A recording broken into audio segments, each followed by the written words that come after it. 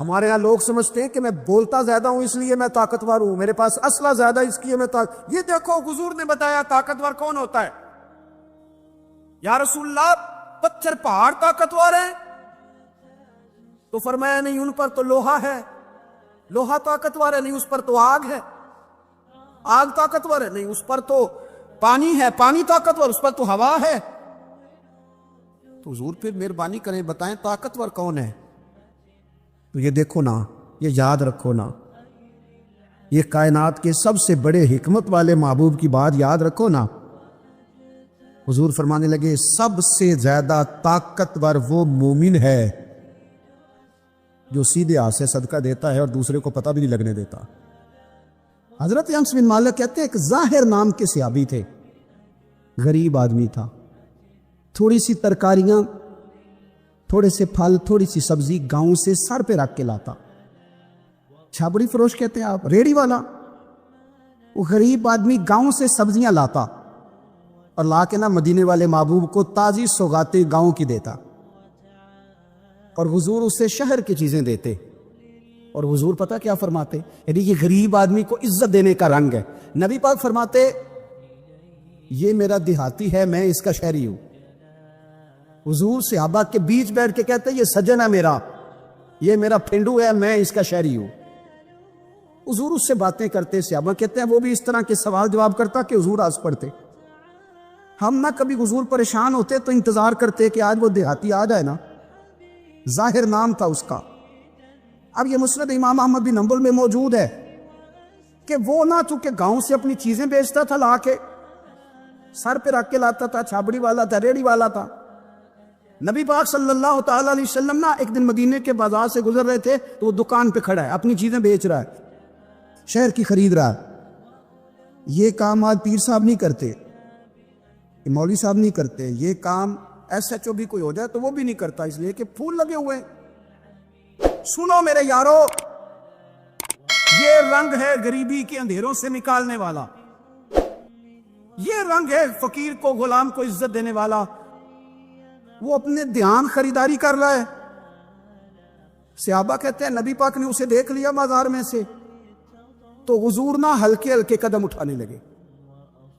یار بھی یار کے لیے اٹھاتا، چھپتا چھپاتا پہنچتا ہے۔ کو یار میں نہیں بات کر رہا چیف آف آرمی سٹاف کی، میں نہیں بات کر رہا وزیر اعظم اور صدر کی، میں ملک کے صدر کی بات نہیں کر رہا ہوں، میں رسولوں کے امام کی بات کر رہا ہوں، میں رب کے نائب مطلق کی بات کر رہا ہوں۔ وہ فرشتے جن کا جلوہ دیکھنے کے لیے ترسیں اور اللہ کی بارگاہ میں عرض کریں کہ تیرا محبوب آ رہا ہے معراج پہ تو 2 منٹ ملیں گے زیارت کے لیے۔ نبی صفیں باندھ کے مسجد اقصی میں انتظار کریں۔ او غریبو، تمہیں جو روشنی مدینے والے رسول نے دی تمہیں کوئی لیڈر نہیں دے سکتا۔ چپ کے حضور گئے، وہ ترکاریاں بیچ رہا ہے، چھابڑی والا ہے، ریڑی والا ہے، تو میرے بھائی کمال کر دیتے ہیں، وہاں پہنچا دیتے، اٹی والی یہ تیری خیر ہو گئی۔ او بھائی کیا انداز ہے! میرے رسول پاک نے نا پیچھے سے جا کے نا تو اس کی آنکھوں پہ ہاتھ رکھ دیا۔ یہ کام یار کرتے ہیں یاروں کے ساتھ، یہ سجن کرتے۔ اور میں یہ سمجھا ہوں کہ حضور نا تنہائی میں بڑا پیار کرتے تھے، جب وہ گھر میں حاضر ہوتا تھا، مسجد میں حاضر ہوتا تھا تو پیار کرتے تھے۔ آج سونے نے سوچا کہ میں اس یاری کا بازار میں اعلان کروں، آج لوگوں کو پتہ چلے کہ میری غریب سے دوستی ہے، تو یہ چھپی ہوئی نہیں، آج چوک میں بازار میں اعلان ہونا چاہیے کہ میرا یہ غریب چھابڑی والا سجن ہے۔ حضور نے آنکھوں پہ ہاتھ رکھا اور ہاتھ رکھ کے فرمایا پہچان بھلا میں کون ہوں؟ نہیں، اپنی بولی سے گل کرنے۔ حضور فرمایا بوجھ ہاں بھلا میں کون ہوں؟ او بوجھ ہاں بھلا میں کون ہاں؟ حضور صلی اللہ علیہ وسلم نے فرمایا بتا، قربان جائیں۔ حضرت انس کہتے یوں لگتا ہے کہ فرشتے جمع ہو گئے اس وادی میں۔ اس نے نا اپنی کمر پیچھے کی اور حضور کے علم نشرہ کے سینے سے رگڑنے لگا، کہنے لگا سوڑیاں تو جس گلی سے گزرے تو خوشبو نہیں مجھے تیرا ایڈریس بتاتی۔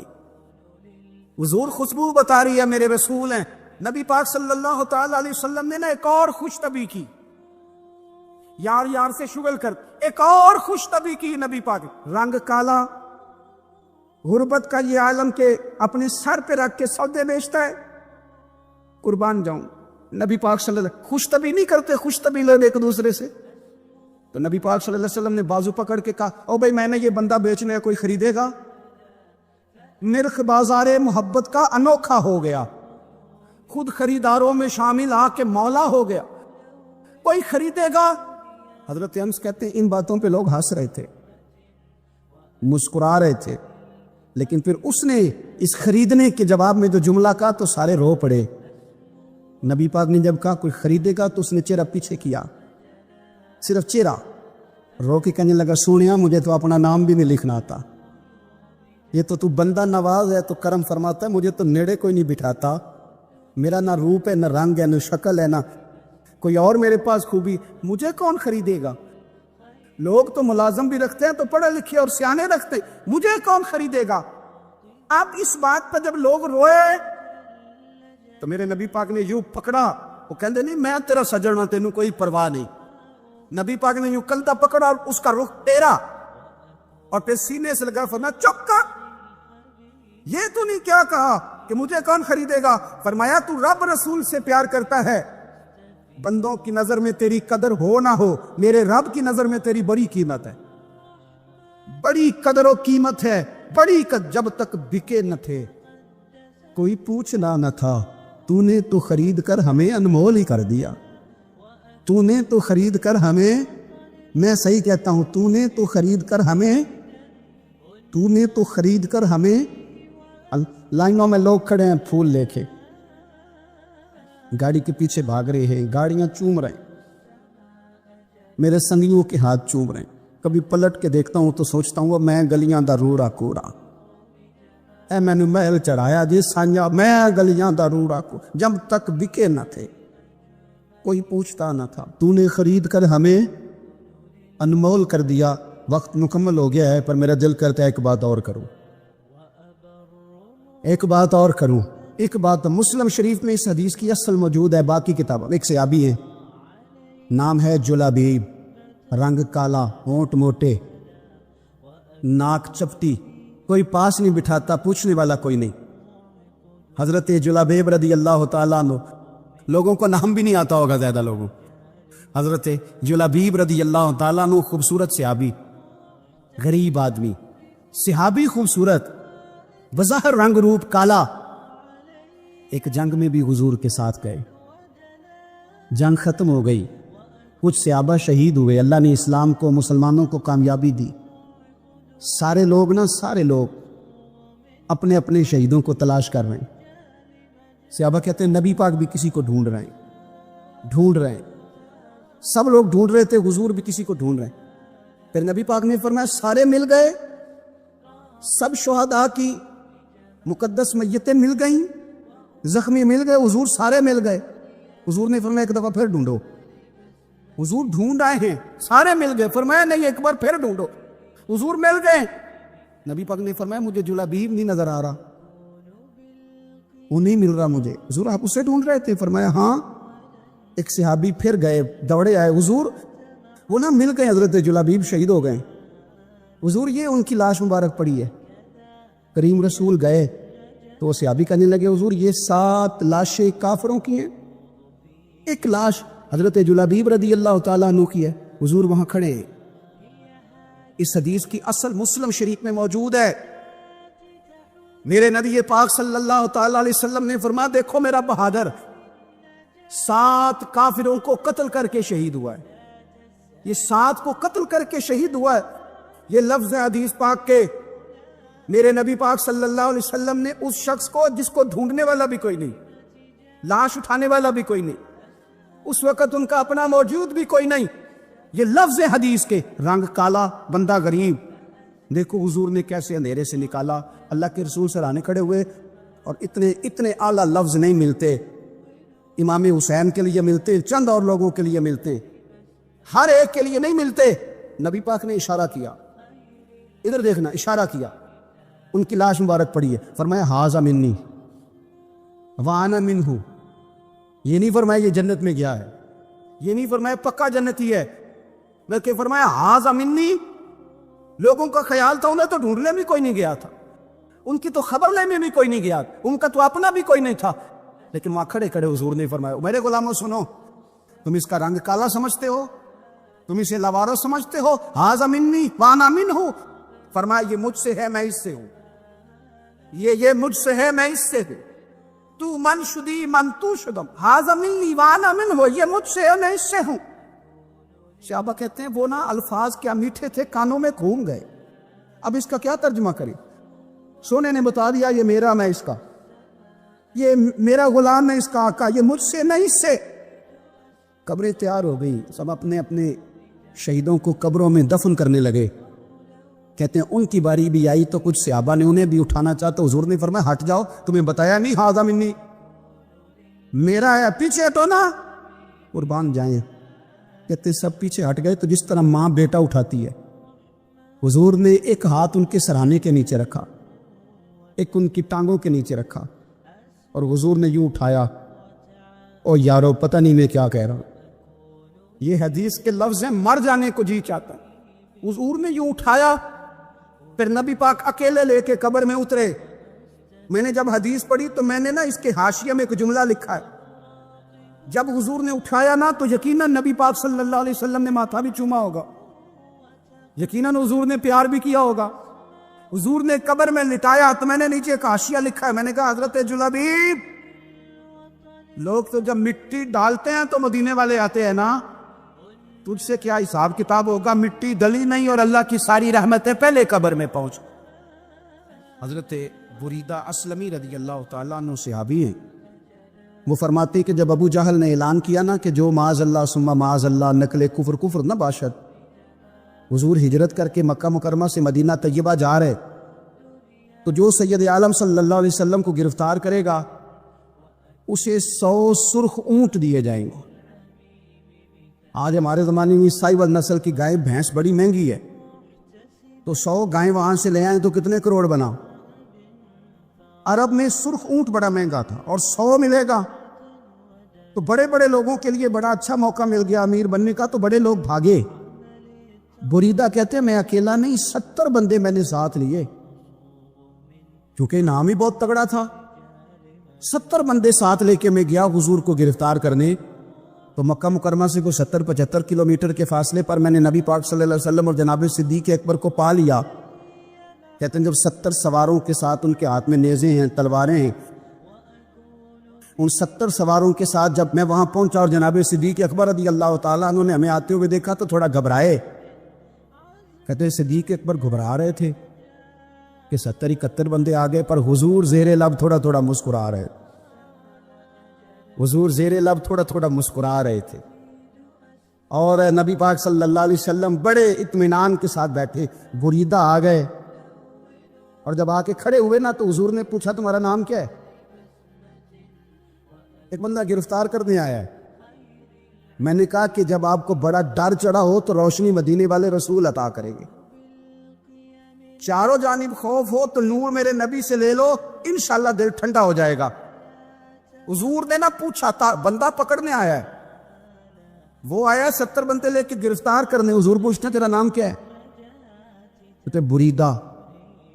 برد عربی میں ٹھنڈے کو کہتے ہیں. حضور جناب صدیق اکبر کی طرف دیکھ کے فرمانے لگے کوئی ڈرنے والی بات نہیں ہے, تو معاملہ ہی ٹھنڈا ہے سارا. حضور فرمانے لگے تیرا قبیلہ کون سا ہے؟ کہنے لگے حضور بنو اسلم. اسلم سلام, یہ سلامتی سے نکلے. اس نے کہا بنو اسلم میں سے ہوں. تو حضور فرمانے لگے ابو بکر یہ اور مسئلہ ٹھیک ہو گیا, یہ تو معاملہ کوئی فتنے والا نہیں ہے, تو سارا کام ہی سلامتی والا ہے. حضور نے تیسرا سوال کیا اور آخری سوال کیا, فرمانے لگے بنو اسلم قبیلے کی تو بڑی شاخیں ہیں, تو کس شاخ سے؟ کہا حضور بنو سہم میں سے. سہم کا معنی ہے حصہ. تو حضور فرمانے لگے تو فکر نہ کر, تجھے تیرا حصہ ملے گا. تو حضرت بریدہ کہتے ہیں میں نے کہا پھر آپ کا نام کیا ہے؟ تو حضور فرمانے لگے میں وہ محمد ہوں جس سے اللہ نے اپنا رسول بنا کے بھیجا ہے. میں وہ محمد ہوں صلی اللہ علیہ, جس سے اللہ نے اپنا رسول بنا کے بھیجا ہے. تو بریدہ آگے بڑھے اور اپنا ہاتھ آگے کر کے کہنے لگے آپ نے فرمایا تھا نا کہ حصہ ملے گا, تو پھر مجھے پڑھائے کلمہ, میں بھی مسلمان ہونا چاہتا. مل گیا حصہ. حضور روٹین کی بات چیت کرے تو اللہ ہدایت عطا کر دیتا. روٹین کی بات چیت کرے تو بھائی جو ایز اے اسپیشل حضور کا دین سیکھے, جو غور کر کے سیکھے. لوگ کہتے ہیں نظر سے کیا ہوتا ہے؟ میں نے کہا 2-2.5 سال کا بچہ ہے, ذرا مسکرانے والی نظر سے دیکھو تو مسکرا پڑتا ہے, غصے والی نظر سے دیکھو تو رو پڑتا ہے. تو اگر 2-2.5 سال والے بچے پر نظر کا اثر ہوتا ہے تو پھر بڑوں پر نہیں ہوتا. یہ جو نظر ہوتی ہے نا, نظر یعنی کالا کنڈل زلف سجڑ دی. دعا کرو نا نظر ہو جائے. اگر ہو جائے نظر پھر کمال ہو جاتا ہے. مجھ پہ محشر میں نصیر ان کی نظر پڑ ہی گئی. کہنے والے اسے کہتے ہیں خدا کا کرنا. نظر, یہ نظر کبھی پڑ جائے نا. حضرت ابو محذورہ رضی اللہ تعالی 15 سال کے نوجوان تھے. رسول رحمت صلی اللہ تعالی علیہ وسلم نا مقام جارانہ پہ تشریف فرماتے. جو لوگ عمرہ کرنے جاتے ہیں نا, وہ جب جارانہ سے جا کے احرام باندھتے ہیں تو کہتے ہیں بڑا عمرہ کر رہے ہیں. تو حضور مقام جارانہ پر تشریف فرماتے حنین سے واپسی پر. تو ظہر کا وقت ہو گیا تو نبی کریم علیہ السلام نے سیدنا بلال حبشی رضی اللہ تعالیٰ عنہ سے فرمایا اذان پڑھو. حضرت بلال نے اذان پڑھی تو 3-4 نوجوان نا بکریاں چرا رہے تھے. انہوں نے حضرت بلال کی نقلیں اتارنی شروع کر دی. تو حضرت بلال کی نا نقل اتاری تو جوانوں میں جوان تھے حضرت ابو معذورہ رضی اللہ تعالیٰ عنہ. تو آواز بڑی پیاری تھی. تو ان کی طبیعت میں بھی نا, جو جیسے بچوں کی طبیعت میں وہ ایک بات اٹھتی ہے, شغل کرنا, پیار کرنا, مزاح کرنا, دل لگی کرنا, وہ بھی دل لگی کرنے لگ گئے. حضرت بلال کی نقلیں اتارنے لگے. حضرت بلال کہتے اللہ اکبر تو وہ بھی کہتے. حضرت بلال کہتے اشہد ان لا الہ الا اللہ تو وہ بھی کہتے. وہ حضرت بلال کی بات دہرا رہے جناب ابو معذورہ. تو حضرت بلال جہاں آذان میں تھوڑی آواز روکتے, یعنی اللہ اکبر کہہ کہ جہاں وقفہ کرتے نا, وہاں حضرت ابو معذورہ آذان پڑھتے, دور کھڑے تھے. بس کرم ہو گیا, ان کی آواز حضور کے کانوں میں پڑ گئی. مجھ پہ محشر میں نصیر ان کی نظر پڑ ہی گئی. تو اذان مکمل ہوئی تو نبی کریم علیہ السلام نے حضرت مولا علی شیر خدا رضی اللہ تعالیٰ عنہ اور جناب زبیر ابن عوام رضی اللہ تعالیٰ عنہ سے کہا نوجوانوں کو پکڑ کے لاؤ. وہ چاروں کو لے آئے. حضور نے فرمایا کون پڑھ رہا تھا اذان؟ تو چاروں ہی چوپ. حیا ہے, خجالت ہے, چپ کر کے. بچے بڑے پکے ہوں دے جی. وہ 4 نوجوان ہیں. تو نبی کریم نے فرمایا کون اذان پڑھ رہا تھا؟ بولتے نہیں, چاروں چوپ ہیں. لباں تے مورا لگیاں, بولن دی جاج بول گئی. اوتھے زبانہ تائیں کھولن دی جاج بول گئی. جا کے مدینے اتھرو میرے سوال بن گئے. بولتے کوئی نہیں, جواب ہی کوئی نہیں دے رہے. تو یہ تو کریم محبوب ہے نا, حضور کو تو ساری حکمتیں آتی ہے نا. کریم فرمانے لگے چلو باری باری اذان سناؤ. ایک نے اذان سنائی تو فرمایا تو جا, دوسرے نے اذان سنائی تو فرمایا تو جا, تیسرے نے سنائی تو فرمایا تو جا, چوتھا نمبر حضرت ابو معذورہ کا لگ گیا. انہوں نے اذان سنائی تو فرمایا تو بیٹھ جا. مکتب عشق کا دستور نرالا دیکھا, اس کو چھٹی نہ ملی جس نے سبق یاد کیا. یہ جو فرما بردار ہوتے ہیں ان کے لیے چھٹیاں نہیں ہوتی. چھٹیاں تو بہانے بازوں کے لیے ہوتی ہے. حضور نے فرمایا تو بیٹھ جا. حضرت ابو معذورہ کہتے ہیں میں بڑا ڈر رہا تھا کہ میں نے حضرت بلال کی نقل اتاری ہے, غلط کیا ہے, مجھے نہیں ایسا دل لگی کرنی چاہیے تھی. فرماتے ہیں اللہ کے محبوب علیہ السلام نے مجھے کہا سر سے امامہ اتارو. مجھے ڈر تھا گردن اتاری جائے. کہتے ہیں سرکار نے کہا امامہ اتارو. میں نے اتارا تو نبی پاک نے نا میرے سر پہ ہاتھ پھیرا, پھر میرے دل پہ ہاتھ پھیرا, پھر دعا کی اللہ اسے برکت بھی دے دے اور اسلام کی طرف ہدایت بھی دے دے. فرماتے دعا بھی پوری نہیں ہوئی تھی میں نے کلمہ پڑھنا شروع کر دیا. اجابت کا جوڑا, عنایت کا سیرا, دلہن بن کے نکلی دعائے محمد. اور اجابت نے جھک کر, یعنی قبولیت نے, اجابت نے جھک کر گلے سے لگایا بڑی ناز سے جب دعائے محمد صلی اللہ علیہ وسلم. فرماتے میں نے کلمہ پڑھ لیا, میں مسلمان ہو گیا. اب ذرا دیکھو نظر جو پڑ گئی ہے, نظر جو پڑ گئی. سودا لینے کے لیے بازار گئے ہم, ہاتھ اس کے بکے جس کے خریدار گئے ہم, لیکن بس مجھ پہ محشر میں نصیر ان کی نظر پڑ ہی گئی. کہتے پتہ حضور نے کیا فرمایا؟ فرمایا سن نہ، تو بلال کی نقلیں اتارتا ہے؟ یا رسول اللہ بات دل لگی کی. فرمایا سن پھر، بلال مدینے کے مؤذن اور آپ مکے کے مؤذن. فرماتے ہیں میں بکریاں چرانے کے لیے گھر سے نکلا تھا، میں بکریاں چرانے آیا تھا، مدینے والے نے خانہ کعبہ کا مؤذن بنا دیا. میں کعبے میں اذانیں دیتا، مجھ پہ محشر میں نصیر ان کی نظر پڑ ہی گئی. سے ثبوت نہ پوچھو میں تھوں، اے پلا نظر کرم قد ہوئی. اے میں جانا یا دل بر جانے، اے غیر نہ جانے کوئی. مجھ پہ محشر میں نصیر ان کی نظر. میں بکریاں چرانے آیا اور میں حرم مکہ کا مؤذن بن گیا. وقول انظرنا، محبوب ذرا نظر رکھیے گا. اگر نظر پڑ گئی نا پھر کمال ہو جاتا ہے. میرے پاس بڑا ہوتا ہے جی، میں چیئرمین ہوں، میں کونسلر ہوں، میں ایم پی اے ہوں، میں ایم این اے ہوں، میں فلاں صاحب ہوں، میں فلاں صاحب ہوں. بڑا لوگوں کو میں نے دیکھا ہے گردن میں شریا. کب تک ہو؟ کب تک ہو؟ وزیر اعظم ہو تو کب تک ہو؟ ہم نے تو دیکھا ایک بندہ وزیر اعظم ہوتا ہے، اگلے دن لکھا ہوتا ہے مجرم ہے. ایک بندہ صدر ہوتا ہے، اگلے دن لکھا ہوتا ہے ملزم ہے. کہ کیا بات کرتے، یہ تو آنے جانی. حضرت امام مالک بیٹھے تھے ہارون رشید کے پاس، سخت پیاس لگ گئی ہارون رشید کو، اتنی سخت گرمی پیاس. یہ روزہ کھول کے نا کوئی چیز نہ ہو، پانی ہو تھوڑا سا ٹھنڈا سادہ پانی، تو دل کرتا ہے سارے پی جائیں آج. حضرت مولا علی نے مثال دی ہے، شیر خدا نے. حضرت علی نے انوکھی بات کرتے، کہتے ہیں نا مجھے فلاں جان سے پیارا ہے. تو شیر تھے نا، تو شیروں جیسی باتیں کرتے تھے. کسی نے پوچھا آپ کو نبی پاک صلی اللہ علیہ وسلم سے کتنا پیار ہے؟ تو فرمانے لگے سخت گرمی سخت پیاس میں کتنا بندے کو ٹھنڈے پانی سے پیار ہوتا ہے، مجھے اس سے بھی بڑھ کے اپنے نبی سے پیار ہے صلی اللہ. کیسی مثال عطا فرمائی. لوگ وہی کھڑے ہیں جان سے زیادہ پیارے. فرمایا نہیں، سخت گرمی میں سخت پیاس میں اتنا بندے کو ٹھنڈے پانی سے پیار ہوتا ہے، مجھے اس سے زیادہ مصطفیٰ سے پیار ہے. یہ مولا علی کا فرمان ہے. ہارون رشید کو پیاس لگ گئی تو پانی کچھ دیر سے آیا تو تڑپنے لگا، پانی لاؤ، گلا خشک ہو گیا. گھنٹہ ہو گیا، شور کرنے لگا، جلال میں آ گیا، تڑپ، لاتے کیوں نہیں، جلدی کرو. یا بندہ گرمی میں آتا ہے نا باہر سے، تو پانی دیر سے آئے نا تو دل کرتا ہے کہ وہ ہو سکتا ہے گھر میں کوئی بم بھی پھوڑ دے. پانی کو دیر سے آیا ہے، پہلے پانی. اس لیے سمجھدار خواتین باہر سے جب کوئی آتا ہے تو پہلے پانی لاتی ہے، پانی لاتی ہے، پانی پی لے جناب. تو ہارون رشید تڑپ رہا ہے، امام مالک قریب بیٹھے تھے. خادم کہنے لگا حضور ایک کنواں خشک ہو گیا ہے اور دوسرا آپ کی شیان شان نہیں، پانی صاف نہیں، تو تیسرے سے بندہ لینے گیا ہے، آ رہا ہے. بندہ تھوڑی دیر سے آیا تو ہارون رشید بڑا پریشان تھا. اب بات امام مالک کر رہے تھے تو وہ نہ توجہ اس کی پانی کی طرف تھی. پیالہ پانی کا اندر داخل ہوا تو ہارون رشید کا دل کرتا تھا کہ اڑ کے پانی کے قریب چلا جاؤ، لپک رہا تھا پانی کی طرف.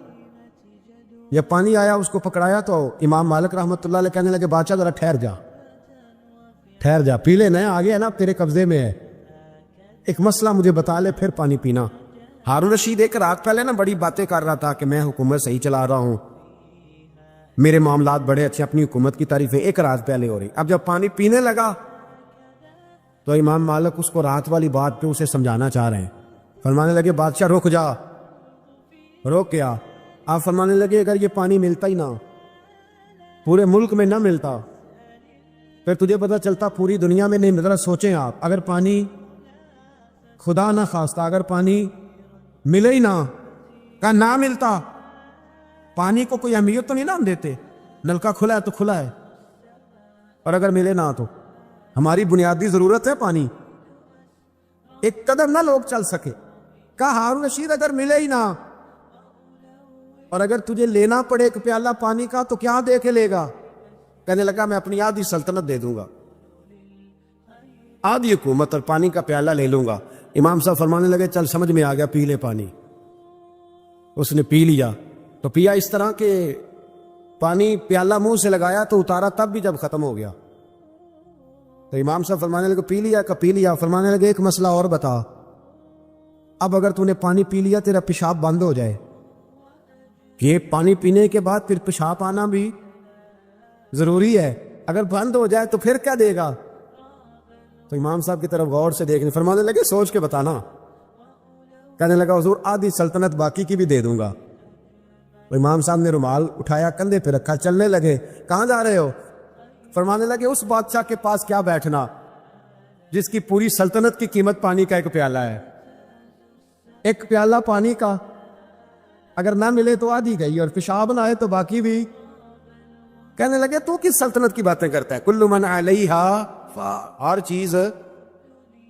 اب یقین کریں ہمارے پاس کو بندہ بیٹھ جائے نا تو ہم اسے ہلنے نہ دیں، ہم اسے کہیں تو تجھے پتہ ہی نہیں اصل بادشاہ میں ہی نہیں ہوں. میں تو کچھ ایسے لوگوں کی باتیں بھی سنتا ہوں، مجھے لگتا ہے امریکہ میں بھی حکومت یہی بنواتے ہیں. اتنی زبردست گفتگو کرتے ہیں، اتنا اعلیٰ تجزیہ نکالتے ہیں کہ مجھے لگتا ہے سارے ملکوں کے بادشاہ ان سے مشورہ کرتے ہیں. اس قدر زیادہ ہم نے اپنے آپ کو تن کے بڑا کر لیا. کنٹرول میں رہے، کنٹرول میں. ہلاکو خان نے بڑے لوگ مروائے تھے، بڑے. بغداد میں 20 لاکھ آدمی قتل کروایا اس نے. 20,000 نہیں، میں نے کہا ذمہ داری سے حوالہ دو. کتنے لوگ بولیے؟ 16 لاکھ آدمی اس نے تلوار سے مروایا. لوگوں نے نا زیر زمین تہ خانے کھودنے شروع کر دیے. 4 لاکھ آدمی تہ خانوں میں چھپ گیا اور چن چن کے مسلمان مارتا تھا. جب ہلاکو کو کسی نے بتایا نا 4 لاکھ بندے چھپ گئے، اس نے نہروں کے بند توڑوا دیے، دریاؤں کے بند توڑوا دیے، پانی زیر زمین چلا گیا. 4 لاکھ آدمی ڈوب کے مر گیا. 20 لاکھ آدمی مروایا. ایک دن ایک علاقے میں گھوم رہا تھا، لیمو کھانے کا بڑا شوقین تھا. بازار میں گیا تو ایک لیمو خریدا. اس نے دیکھا کہ بازار میں بوڑھے بچے جوان خریداری کر رہے ہیں، تو کہنے لگا ابھی بھی اتنے مسلمان زندہ ہیں، بناؤ ان کی لائنیں، قتل کرنا ہے. 3 لائنیں بن گئی. ایک بوڑھا آدمی بھی لائن میں آ گیا، لیمو کھا رہا ہے، اس کو ہلکا ہلکا چوستا ہے، گھوڑے پہ بیٹھا ہے، قتل کرا رہا ہے لوگوں کو. ایک بابا جی پہلی صف میں تھے، جب پہلی صف قتل ہونے لگی بابا جی پچھلی صف میں دوڑ کے ہو گئے. ہلاکو خان ہنس رہا ہے اس کو دیکھ کے. معاذ اللہ، جب بندہ ہوتا ہے نا کسی منصب پہ پھر وہ مذاق اڑاتا ہے دوسروں کا. بابا دوسری صف میں آیا تو ہلاکو خان نے وہ بھی قتل کرائی، تو بابا دوڑ کے تیسری صف میں. آخری صف کے کونے پہ جب بابا کھڑا ہو گیا نا تو سارے بندے مر گئے. بابے کو قتل کرنے لگا جلاد. ہلاکو کہنے لگا ٹھہر جا. کہنے لگا بابا تو تیسری صف میں آیا تھا، تیرا کیا خیال تھا بچ جائے گا؟ بابا کہنے لگا خیال نہیں، میرا یقین ہے کہ میں بچ جاؤں گا. میرا شرط یہ ہے کہ یقین ہو اندر. شرط یہ ہے کہ ہنس کے کہنے لگا ہلاکو خان کیسے؟ تو بابا کہنے لگا اگر اللہ چاہے تو بچ سکتا ہوں، اگر اللہ چاہے تو میں. بہت سارے لوگ ہیں ڈاکٹر لکھ کے دے دیتے ہیں نہیں بچے گا، وہ بچ جاتا ہے کیونکہ بچانے والا اللہ ہے. کہا اگر اللہ چاہے تو بچ جاؤں گا. تو ہلاکو کہنے لگا کیسے؟ جب ایسے کیا نا، کیسے ایسے کیا نا تو لیمبو ہاتھ سے گر گیا. وہ بچے پلیئر نہیں ہوتے، وہ گیند گرتی ہے تو چھلانگ لگا کے پکڑ دیتے. وہ بڑا گھوڑ سوار تھا، نیزہ باز تھا، چھلانگ لگائی لیمبو کیچ کرنے کے لیے. کیسے؟ تو کیسے بچے؟ یوں ہاتھ گھمایا، لیمبو گرا تو چھلانگ لگائی، نیچے جھکا. جب نیچے جھکا نا تو گر گیا گھوڑے سے. جو پیر تھا وہ گھوڑے کی رکاب میں الجھ گیا. گھوڑا ڈر کے دوڑ گیا. جب گھوڑا دوڑا تو زمین پر زور زور سے سر لگنے لگا. سپاہیوں کہتا دوڑو اس کو پکڑو. سپاہی بھی دوڑے پر گھوڑا قابو نہ آیا. گھوڑا اس وقت رکا جب نہ اس کا چہرہ پہچانا جاتا تھا، نہ آنکھیں سلامت تھی، نہ ناک سلامت تھی. اس کی کھوپڑی ساری اس طرح چور چور ہو گئی جیسے کسی نے ہتھوڑے کے ساتھ پیسی ہو. ہلاکو کی لاش سے خون بہ رہا تھا. بابا ہنس رہا تھا. ایک سپاہی کہنے لگا بابا تو کیوں؟ کہنے لگے میں اپنے رب کی قدرتوں پہ مسکرا رہا ہوں. کل من علیہا فان ویبقی وجہ ربک ذو الجلال والاکرام. کا میں نے اسے سمجھایا تھا کہ بچانے والا بچا لیا کرتا ہے. تو اس نے مجھے، سکندر اعظم نے 32 سال کی عمر میں آدھی دنیا فتح کر لی تھی. تو لوگ پتہ کیا کہتے تھے؟ یہ وہ بندہ ہے جس کو تاریخ نے گریٹ کا لقب دیا ہے. لکی نہیں کہتے، ہم کہتے بڑا لکی ہے. لوگ کہتے تھے یہ مقناطیسی آدمی ہے، کبھی ناکام ہوا ہی نہیں. سکندر اعظم کبھی ناکام نہیں ہوا. جس علاقے، اور عمر کتنی بھئی اتنی کم عمری میں اتنی دلیری، آدھی دنیا فتح کر لی۔ ملتان سے گزر رہا تھا تو اسے ایک تیر لگا، کچھ لوگ کہتے ہیں یہاں جیلم کے پاس لگا تھا، ایک تیر لگا اسے۔ اس نے کہا بندہ تلاش کرو، کسی کی اتنی جرأت کہ سکندر اعظم کو تیر مارا ہے، تلاش کرو۔ جب ڈھونڈنے لگے تو بندہ نہ ملا، تو سکندر نے حکم دیا کہ جس کی آنکھ چمکتی ہے اسے قتل کر دو۔ مرد بھی مارے، بچے بھی مارے، بوڑھے بھی مارے۔ تو لا کے لوگ کہنے لگے انسان کوئی نہیں بچا۔ کہنے لگا میں نے تمہیں کہا تھا جس کی آنکھ چمکتی ہے قتل کرو، بلیاں بھی قتل کرو، ہو سکتا ہے کسی بلی نے منہ میں رکھ کے پھینکا ہو، کتے بھی مار دو، کبوتر بھی مار دو۔ ہر چمکتی والی آنکھ اس نے بند کر دی۔ یونان کے قریب ایک بستی کا رہنے والا سکندر عراق کے شہر بابل میں تھا، ملیریا بخار ہوا۔ کیا کہتے ہیں ہم، چند ٹکیوں کی مار ہے، دوائی کھا لو ٹھیک ہو جائے گا۔ ملیریا بخار ہوا، 32 سال، کچھ لوگوں نے کہا نہیں 2 مہینے کم، 33 سال عمر ہو چکی تھی۔ تو سکندر اعظم زمین پہ بیٹھا ہے، ایڑیاں رگڑ رہا ہے، موت کا جھٹکا لگا، موت کا۔ ہوئے نامور بے نشاں کیسے کیسے، زمین کھا گئی نوجوان کیسے کیسے، جگہ جی لگانے کی دنیا نہیں ہے، یہ عبرت کی جا ہے، کوئی تماشا نہیں ہے۔ ایڑیاں رگڑ رہا ہے۔ 2 ہفتے کا سفر رہ گیا تھا، گھر پہنچنے کا تو سکندر ایک صوبے کا، ایک ملک کا، ایک چھوٹے سے علاقے کا سربراہ نہیں، سکندر آدھی دنیا فتح کرنے والا۔ پلیٹ میں رکھ کے کسی نے حکومت نہیں دی، خود محنت کر کے فتح کی۔ لیکن سکندر ایڑیاں رگڑتا ہے، زور زور سے زمین پہ مارتا ہے اور کہتا کوئی ہے جو مجھ سے میری ساری سلطنت لے لے اور مجھے صرف 2 ہفتے کی زندگی لے دے، میں پردیس میں نہیں مرنا چاہتا، گھر مرنا چاہتا، کوئی مجھے 2 ہفتے کی زندگی، 2 ہفتے کی، کوئی 2 ہفتے مٹی دیں، تو مٹی رہنا ہی ایمی کا دی بلے بلے، اج مٹی دے اتے بندے آتے، کل مٹی دے تھلے کا، کوئی مجھے مہلت لے دے۔ لیکن رب کا قانون ہے، جب وقت آ جاتا ہے پھر مہلت۔ میرے بھائی اپنی زندگی نہ عاجزی میں، جھوک کے، سادگی میں، کونے میں، دنیا کے پروٹوکول ختم ہوں گے۔ اصل پروٹوکول وہ ہے جو اللہ قیامت کے دن عطا فرمائے گا۔ میرے نبی پاک نے فرمایا امیر جو ہوں گے، امیر وہ چونٹیوں کی شکل میں ہوں گے اور غریب اپنے پیروں کے نیچے انہیں مسل کے چلے جائیں۔ یہ وہ والے امیر جو تکبر کرتے تھے، ورنہ تو امیر حضرت عثمان غنی بھی ہیں، حضرت عبد الرحمن ابن عوف بھی ہیں، حضرت سلیمان علیہ السلام بھی۔ جو امیر تکبر کرے، اکڑ جائے، اگر امیر ہو عاجزی اختیار کرے تو پھر تو اللہ اسے جنت بھی عطا فرماتا ہے۔ تو میرے بھائی اپنے آپ کو سمیٹیں، ہم جانے کے لیے جن کی عمریں میری طرح 40 سال کی طرف سفر کر رہی ہے نا،